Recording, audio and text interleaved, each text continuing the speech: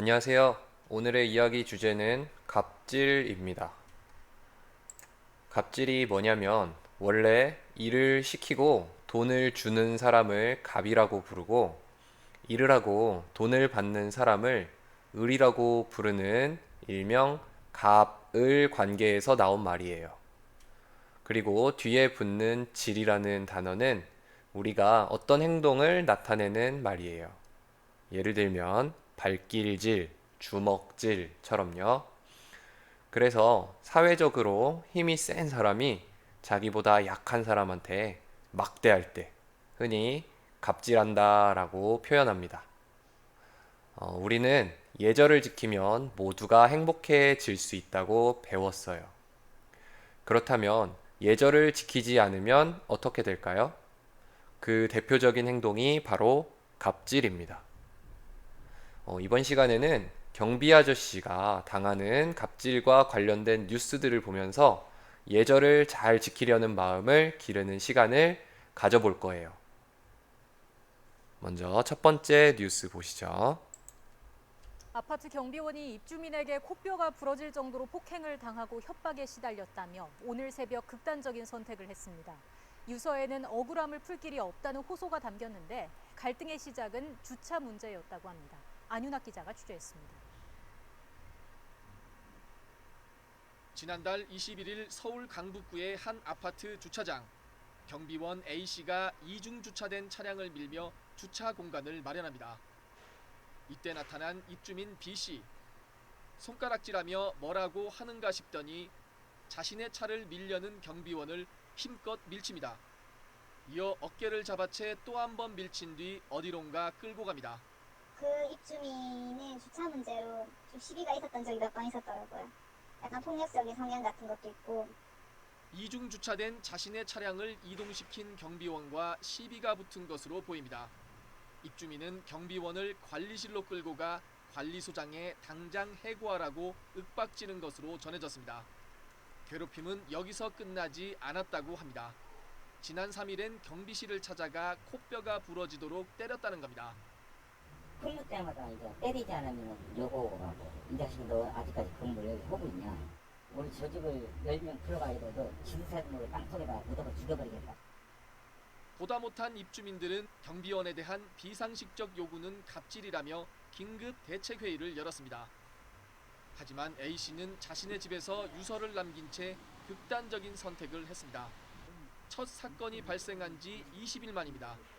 유서엔 자신을 도와준 입주민들에 대한 고마운 마음과 함께 자신은 잘못이 없다는 호소가 담겼습니다. 1년 조금 넘었는데 그때부터 전화가 영 원래야 갑자기 그렇게 일어났어. 주민이라고 그렇게 주민한테 말씀 드리고 그런 건 아니고 사람은 그랬어요. 주민이라고 그랬어요. 보석으로 해서를 내는 거는. 가해자로 지목된 B씨는 사건 경위를 묻는 YTN 취재진에게 잘 모르는 일이라고 답했습니다. 고소장을 접수한 경찰은 B씨를 폭행 혐의로 입건하고 경비원의 죽음과 어떤 관련이 있는지 조사할 예정입니다. 네, 이 사건은 서울의 한 아파트 주민이 경비 아저씨에게 갑질을 한 사건이에요. 그래서 경비 아저씨가 죽음이라는 극단적인 선택을 한 아주 안타까운 뉴스입니다. 경비 아저씨께서 얼마나 힘드셨을까요? 우리가 그 마음을 다 헤아릴 수는 없겠지만 조금이나마 느낄 수 있는 영상이 또 뉴스에서 공개가 되었습니다. 바로 이 경비 아저씨가 하늘나라로 떠나기 전에 남긴 마지막 음성 편지입니다. 한번 보시죠. 정말 그런 사람한테 다시 안 당하도록 경비가 억울한 일이 안 당하도록 제발 도와주세요. 강력히 처벌해주세요. 그러면서도 힘이 돼준 이웃 주민에 대한 고마운 마음은 잊지 않았습니다. 엄마 도와줘서 고마워요. 정말 정말 감사합니다. 내 저승 가서라도 꼭 그 은혜 갚겠습니다. 엄마 아빠 싶어 누님 어머님 정말 그 은혜 꼭 갚겠습니다. YTN 안윤혁입니다.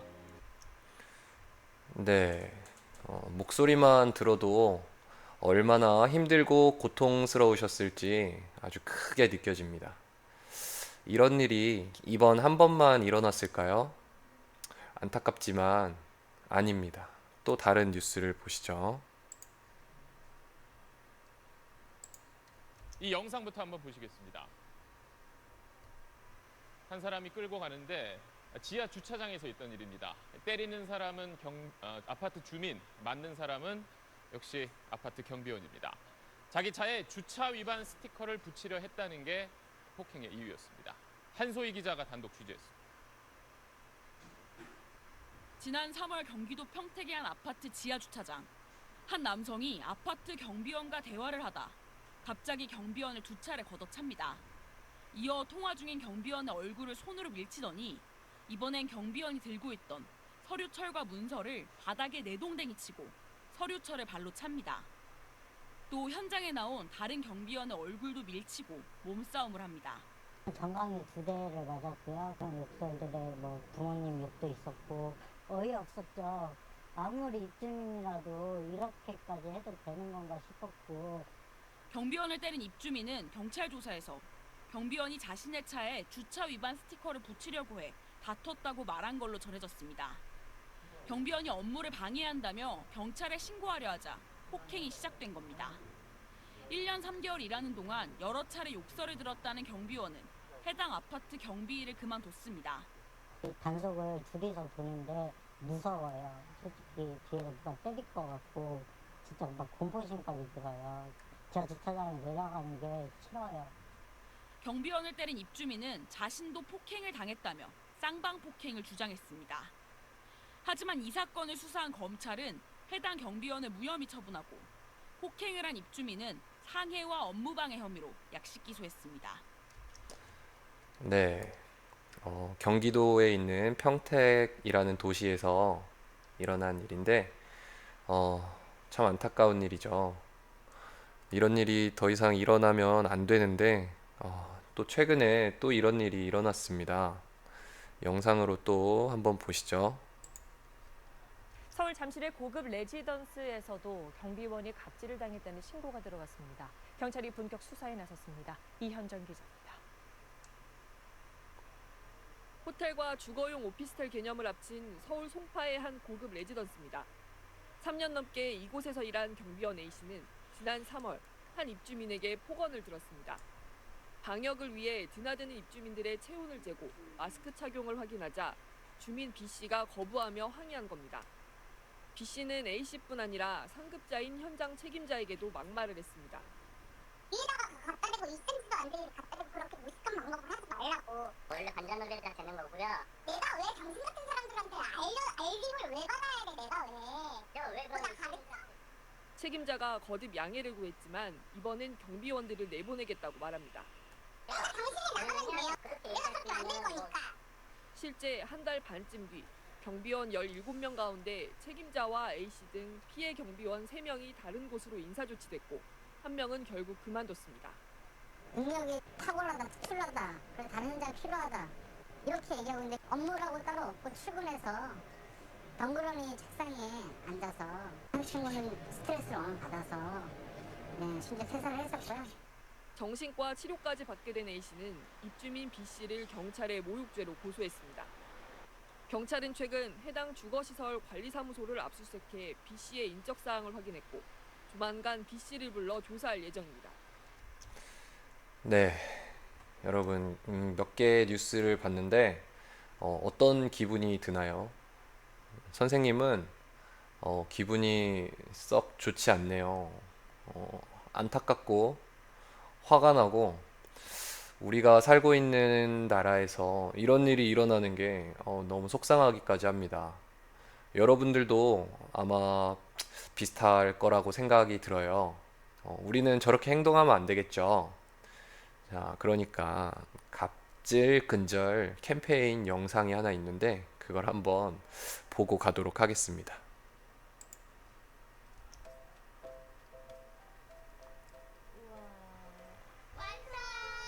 엄마 우리 이제 백화점 놀이래.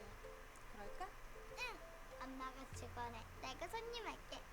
오케이. 고객님 안녕하세요. 무엇을 도와드릴까요? 이거 환불해달라니까 왜 안 해주세요? 도대체 직원 교육을 어떻게 시키는 거예요? 제가 여기 VIP거든요? 수정아. 사장님 불러주세요. 내 물건 언제 오냐고. 인사하는 법 몰라요? 아저씨 월급 제가 주는 거거든요. 잘리기 싫으면 똑바로 인사하세요. 엄마 나 진짜 잘하지? 엄마는 진짜 똑같지?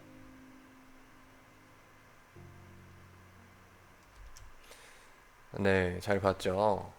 누군가 갑질을 하면 그 갑질을 옆에서 보고 또 배워서 또 다른 사람에게 갑질을 하고 그러면 또 그걸 누군가 보고 또 갑질을 하고 마치 전염병처럼 우리 사회를 아프게 하는 질병과도 같은 아주 나쁜 행동입니다. 자, 그런데 도대체 왜 사람들은 갑질을 하는 걸까요? 그리고 그 갑질이 안 일어나게 하려면 어떻게 해야 할까요? 네, 정말 궁금하죠? 그래서 우리 전문가 아저씨의 이야기를 들어봅시다. 자신의 지위나 권력을 이용해서 타인에게 횡포를 부리는 이른바 갑질. 왜 하는 걸까요? 갑질의 그 이유 중에 하나는 한국의 어떤 수식적인 서열 문화 같은 거가 문제가 되는데 윗사람 같은 경우는 아랫사람한테 함부로 대된다. 또 하나는 이제 대접받는 거에 되게 익숙한 그런 문화도 있습니다. 흔히 하는 말로 내가 누군지 알아? 내가 누구인지 아는 게 중요한 사람들이 또 있죠. 주문한 제품이 잘못 나왔다며 햄버거를 던지고 경비원 얼굴에 담뱃불을 지지고 폭행하기까지 재벌들뿐만 아니라 일반인들까지 갑질을 하는 이유는 무엇일까요? 만약에 이제 상대방이 자기가 기대한 만큼 대접을 해주지 않았을 때는 무시했다고 생각을 하고 화를 내는 그런 경우가 많이 이어지는 것 같아요. 상대가 내가 갑질을 해도 어떤 보복하거나 이런 거 할 수 없을 거다라고 하는 생각 때문에 상대가 보복할 수 없을 것이라고 생각해서 일어나는 갑질은 많습니다. 그중 직장 내에서 일어나는 갑질 또한 비일비재하죠. 이를 근절하기 위해 직장 내 괴롭힘 금지법이 7월 16일부터 시행됩니다. 또한 갑질은 폭언 및 폭행이 수반되는 경우가 대부분이기 때문에 형법상 모욕죄 및 폭행죄 등으로 처벌될 수 있다고 합니다. 많은 사람들은 자기 입장을 다른 사람한테 얘기를 할 때 다른 사람이 어떤 심정인지에 대해서 충분히 공감하지 않는 경우가 많습니다. 다른 사람이 어떻게 생각하는지에 대한 그런 거 입장을 바꿔 생각하는 연습이 대단히 필요할 거라고 생각되고요. 갑질 행동을 하게 되면 반드시 나에게 불리기 돌아온다라고 하는 것이 사회 문화적으로 또는 정책적으로 자리 잡아야 되지 않을까 싶습니다. 너 내가 누군지 알아? 결국 그 화살은 자기한테 돌아온다는 것을 명심했으면 좋겠네요. 네, 영상에서 본 것처럼 우리는 다른 사람들의 심정을 이해하고 공감하고 입장을 바꿔서 생각하는 일이 꼭 필요하겠습니다. 예절을 지키는 것도 마찬가지죠. 내가 조금 불편할지라도 그리고 다른 사람들이 그리고 우리 사회가 행복해지려면 예절을 지켜야 합니다. 그래서 결국에 모두가 예절을 지킨다면 나도 행복해지겠죠. 네. 선생님이 자꾸 안 좋은 이야기, 안 좋은 뉴스만 들려주니까 여러분들의 마음이 많이 불편할 것 같아요. 저렇게 나쁜 사람들도 있지만 사실 우리 주변에는 마음씨 착한 사람들도 많이 있습니다. 한번 볼게요. 입주민의 갑질과 폭언 피해를 주장한 경비원 고 최희석 씨 사건이 공분을 자아내고 있는 가운데 이와 정말 비교가 되는 훈훈한 사연도 하나 있습니다. 한 아파트 입주민이 고생하는 경비원과 미화원을 위해 써달라며 자신이 받은 재난지원금을 관리사무소에 기부하고 갔습니다. 이현정 기자. 서울 강남의 한 아파트, 한 남성이 관리사무소를 찾았습니다. 그저 주민이라고만 밝히며 쇼핑백 하나를 건넸습니다. 쇼핑백 안 봉투에는 잘 전달해주세요라는 메모와 함께 10만 원짜리 11장, 모두 110만 원어치의 선불카드가 들어있었습니다. 이 주민은 자신이 받은 재난지원금이라며 아파트 경비원과 미화원들을 위해 써달라고 전했습니다. 관리사무소장이 직접 전달하는 게 어떻겠느냐고 물었지만 끝내 사양하더니 이름도 밝히지 않고 봉투만 남긴 채 자리를 떴습니다. 경비분이 총 6분이시고요. 미화분이 총 5분이시거든요. 총 11분 맞으셨어요. 1인당 똑같이 10만 원씩 들어가 있다고 말씀하시더라고요. 익명의 입주민으로부터 뜻밖의 선물을 받은 경비원과 미화원들은 고마움을 전할 길이 없어 아쉬워합니다. 주신 분한테 항상 감사한 마음을 느끼면서 정부 지원금이 저도 나올 텐데 기부를 받았으니까 어느 정도의 상당한 금액 기부를 해야 되지 않을까 하는 이런 마음도 가져봅니다. 이런 가운데 경찰은 극단적 선택을 네, 어때요? 선생님은 이 뉴스를 보니까 저절로 미소가 지어지고 마음이 따뜻해지고 막 행복해지는 것 같아요. 여러분들도 그런가요? 아니라고 한다면 그러면 다음 영상도 한번 보시죠. 요즘 같은 폭염에 아파트 경비실에 에어컨이 없으면 얼마나 힘들까요? 그렇죠. 네. 서울의 한 아파트에서는 주민과 관리소장이 경비원들을 위해서 에어컨과 전기료를 선물했다고 그러죠. 네.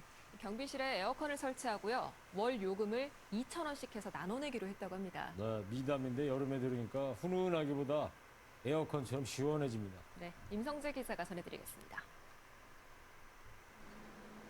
서울 방배동의 한 아파트. 쏟아지는 땡볕에 바깥 온도가 40도에 육박하지만 웬일인지 경비실은 시원합니다. 아파트 주민들이 경비실에 에어컨을 설치하고 전기료를 부담하기로 했기 때문입니다. 주민들 많이 써주는 거죠. 뭐. 선풍기 바람하고 에어컨 냉동기 바람하고는 천지 차이죠. 다들 뭐 부러워하죠. 뭐 우리. 지난주 이 아파트 엘리베이터엔 경비실에 냉방기를 설치하고 월 전기 사용료 2,000원을 나눠내자는 제안글이 붙었습니다. 주민들은 게시글 옆에 지지하는 내용의 메모지를 남겼고 총 30가구 가운데 24가구가 찬성 의견을 냈습니다. 평소에 고맙게 생각하는데 예년에는 이렇게 덥지 않았잖아요. 힘드신 것 같아서 아마 주민들이 생각을 많이 하고 이렇게 하신 것 같아요. 처음 글을 붙인 주민은 자비를 털어 경비실에 에어컨을 설치했습니다. 가장 먼저 에어컨 설치를 제안했던 익명의 주민은 자신의 제안에 힘을 실어준 다른 주민들에게 꽃을 통해 감사의 뜻을 전했습니다. 주민들의 선의에 감동한 아파트 관리소장도 정문 초소 등에 자비로 에어컨을 설치하는 등 작은 배려가 아파트 전체로 옮겨가고 있습니다. 네, 어때요? 이제 마음이 따뜻해지고 미소가 저절로 막 지어지지 않나요? 이렇게 예절의 힘이 대단한 겁니다. 그래서 여러분들도 다른 사람들이 미소 짓고 행복해질 수 있도록 예절을 잘 지켜봅시다. 여러분들이 어떤 것을 할 수 있을까요? 너무 어렵게 생각하지 말고 이제부터 경비 아저씨를 만나면 감사합니다 하고 예의 바르게 인사하는 그런 작은 예절부터 실천해 봅시다. 할 수 있겠죠? 네. 오늘 수업은 여기까지 하도록 하겠습니다. 수고하셨습니다.